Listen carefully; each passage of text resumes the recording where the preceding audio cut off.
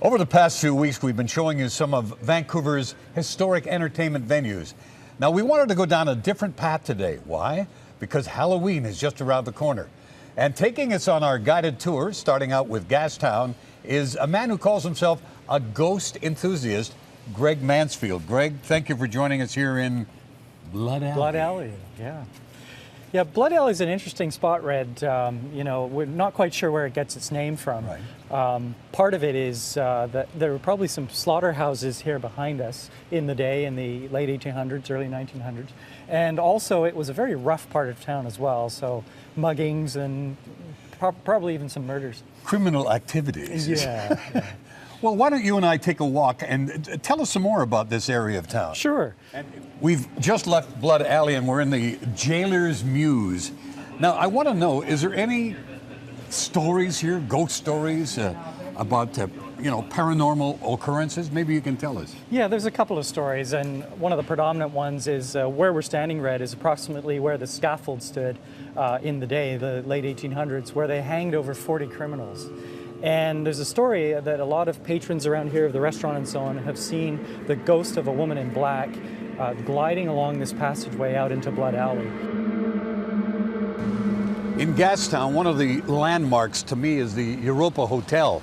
Now, Greg, maybe you can tell us the story of that and if there are any ghosts involved with that old building. Yeah, the Hotel Europe was built in about 1909, and originally it was supposed to be a high-end hotel for the city, but unfortunately for it, the Hotel Vancouver was built soon after, so the Hotel Europe fell into disrepute as a brothel. And then later in the early part of the 1900s, there was a beer parlor on the ground floor at the apex of the building, and that's where our next ghost resides. Today there's a print shop in there, and the owner of the print shop has seen a ghost appear. You knew it was a gentleman because he was all in black and he had a straight hat on, cut hat. And I thought, oh my gosh, I almost locked somebody in the store. So I walked down the aisle here to tell him that the store was closing. And as I got here, there was nobody there. And of course you doubt yourself. I did look around a little bit more, but then you're kind of like, uh-oh, what was that all about? And you're kind of a little, I think I should get out of here right now. We stopped talking about it because it frightened all the staff. And then they wouldn't work here alone, or they wouldn't work downstairs in the basement. The old spaghetti factory has a history too, right? Yes, absolutely. Well, let's have a look. Okay. We're in an old rail car, or what I call a trolley. I used to ride these down Main Street when I was a kid. Is there a story of this one? There is, yeah. Trolley number 53 from the old BC Railway Company. It's now installed in the spaghetti factory as a dining car. There is a conductor, a former conductor of this trolley, who makes an appearance in the trolley. Sometimes he's been seen sitting down at a table. Other times he walks through. Some say he's walked through the kitchen. But one of the most interesting and spooky stories is that one time a server was just getting some place settings in the trolley ready one night. And when he turned his back and came around again, all the cutlery, the knives and forks, were bent in odd shapes and things were messed around. And by the time he went to the kitchen to bring his co-workers over to show them, everything was put back in proper place. Of all the ghost stories, I've heard about the lady that appears at UBC, hitchhiking a ride. But the one that fascinates me the most is the Hotel Vancouver. What's the story there, Greg?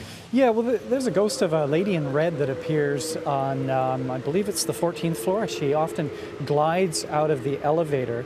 And what's an interesting tie-in is years ago in the 90s when they were filming the X-Files, the crew was in there setting up for a shot, and one of the crew members saw this ghost gliding along the hallway on that floor.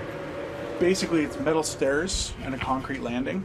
So you can hear the footsteps on the metal stairs, and then the concrete is silent, and then you hear the footsteps continuing on the metal stairs on the next level.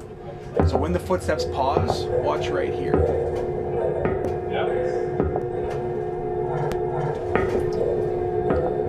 Well, the cameras we use in the back spaces or in the segregated spots are sound activated. So anytime there's a sound, the camera is activated, and then it sends me the footage to review. We can't identify this sound. It's on 14 and a half.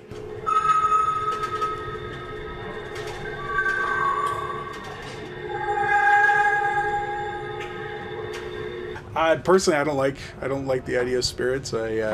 I prefer to deal with the living.